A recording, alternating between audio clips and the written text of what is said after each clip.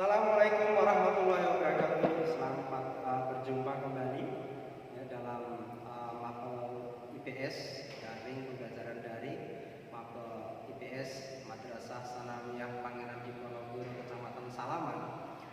Dalam kesempatan kali ini harapannya bahwa kita semua, terutama kalian di rumah, dalam keadaan sehat-sehat selalu, sehingga kalian masih bisa belajar meski dengan keterbatasan kita belajar melalui daring.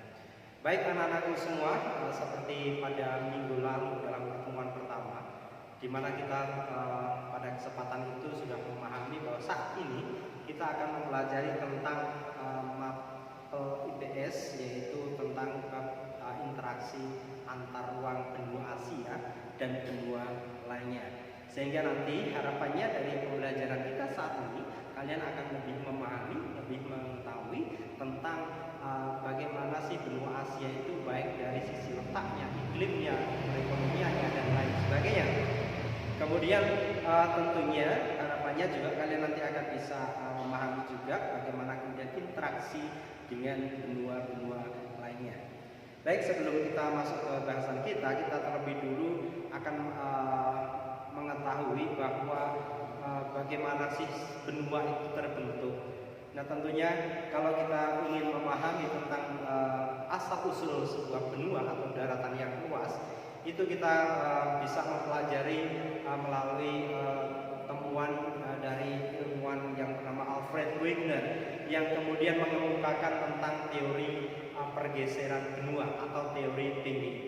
Nah, Alfred Wegener ini mengemukakan bahwa pada dahulu kala sebuah daratan luas atau benua itu awalnya hanya ada satu benua, yaitu benua tinggi. Kemudian benua tinggi ini akhirnya terpisah menjadi dua, yaitu benua Laurasia dan benua Gondwana.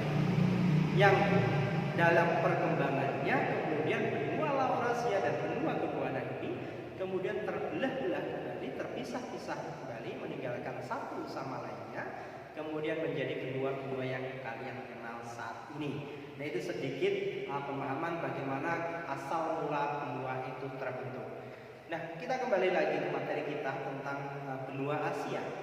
Nah, sebelum juga kita memahami lebih lanjut, bahwa kita juga ingin mengetahui bagaimana sih letak astronomis dari benua Asia. Benua Asia, kalau dilihat dari letak astronomis, tentunya kalian sudah memahami apa itu letak astronomis. Dulu waktu kelas 8 kita sudah mempelajari tentang letak suatu wilayah, suatu negara. Letak astronomis itu adalah letak suatu wilayah atau negara kalau kita lihat berdasarkan garis lintang dan garis bujur.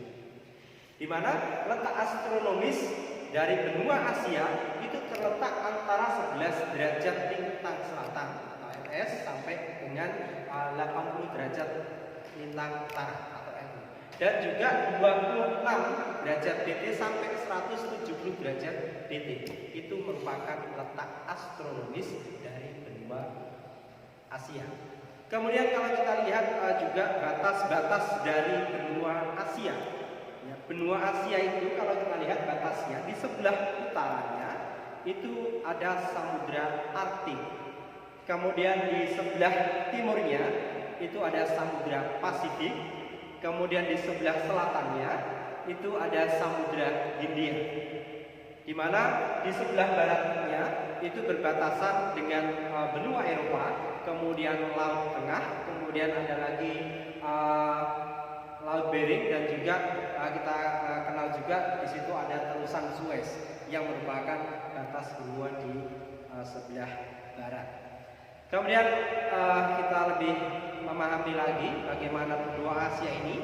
Kalau kita lihat bagaimana sih iklim dari benua Asia, di mana benua Asia ini memiliki iklim bisa kita bedakan di antaranya. Itu yang pertama ada iklim tropis dan iklim subtropis. Iklim tropis dan iklim subtropis kalau kita lihat berdasarkan letak astronomis dari benua Asia, maka bisa kita ketahui iklim tropis dan subtropis. Di mana kita ketahui iklim tropis itu seperti negara kita, beriklim tropis dengan 2 musim, yaitu musim penghujan dan musim kemarau. Sedangkan wilayah Asia, benua Asia yang di sebelah utara itu beriklim subtropis. Kalian bisa contohkan seperti Jepang, Korea Selatan, maupun Myanmar Utara. Di sana sudah beriklim subtropis. Di sana ada 4 musim, yaitu musim panas, musim gugur, musim dingin, musim semi. Berbeda tentunya dengan iklim di kita. Kemudian kalau kita berbicara tentang iklim, yang kedua adalah iklim muson. Iklim muson ini dipengaruhi bahwa wilayah di benua Asia ini ternyata dalam periode waktu tertentu anginnya itu berganti berbalik arah. Dimana kita bisa mengenal di situ ada angin muson barat dan angin muson timur. Dulu tentunya di kelas 8 kita juga sudah belajar. Adanya angin muson barat maka membawa wilayah Indonesia contohnya itu memiliki musim hujan. Adanya iklim ataupun angin muson timur membawa pengaruh wilayah Indonesia kemudian bermusim kemarau. Kemudian selanjutnya dalam kesempatan kali ini kita juga akan melihat bagaimana sih karakteristik dari benua Asia. Nah, benua Asia ini memiliki karakteristik diantaranya merupakan benua terluas dibandingkan dengan benua-benua yang lain. Ya. Jadi di Asia itu wilayah daratannya merupakan wilayah yang paling luas. Kemudian yang kedua kalinya di benua Asia itu memiliki pegunungan tertinggi. Ya, terdapat gunung yang tertinggi yang kita kenal dengan Gunung Himalaya.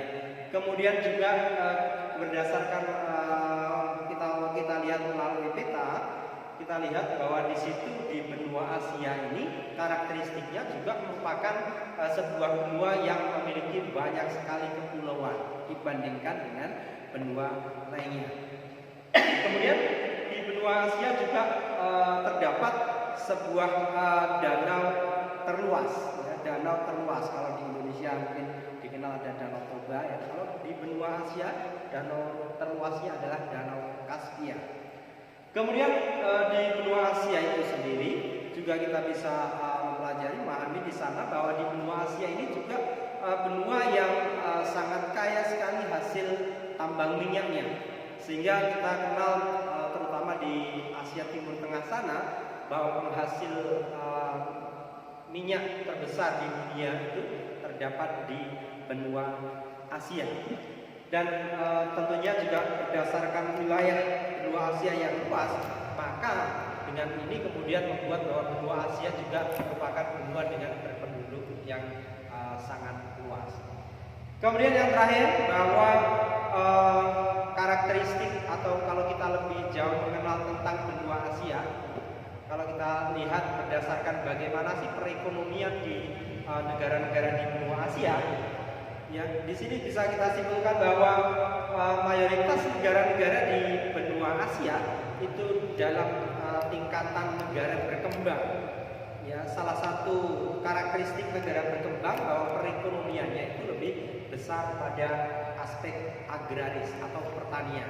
Sehingga di negara di benua Asia ini juga kita bisa mengetahui di situ bahwa perekonomian di negara-negara di benua Asia umumnya itu adalah agraris atau bertani.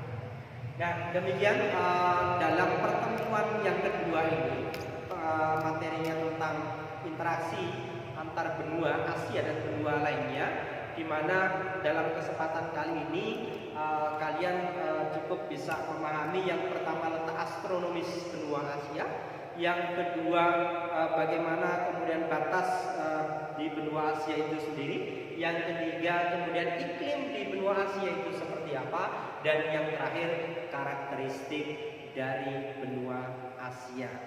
Dalam kesempatan berikutnya nanti dalam pertemuan ketiga kita akan mempelajari tentang benua-benua selain benua Asia.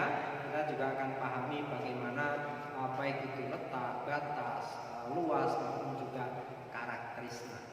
Kemudian dalam kesempatan kali ini nanti melalui mungkin Google Form kalian bisa menyelesaikan tugas materi yang bisa dikerjakan di rumah. Kemudian jangan lupa kemudian nanti kirim kembali, itu sebagai bukti kalian mengikuti materi kita dan juga bagaimana kalian bisa memberikan umpan balik pemahaman kalian terhadap materi yang kita pelajari saat ini sudah bisa kalian terima atau belum. Baik, terima kasih atas perhatiannya dalam mata pelajaran IPS pertemuan kedua ini untuk anak-anak kelas 9 MTS kita tercinta, MTS Pangeran Diponegoro Salaman. Dari Bapak Heri, Assalamualaikum warahmatullahi wabarakatuh.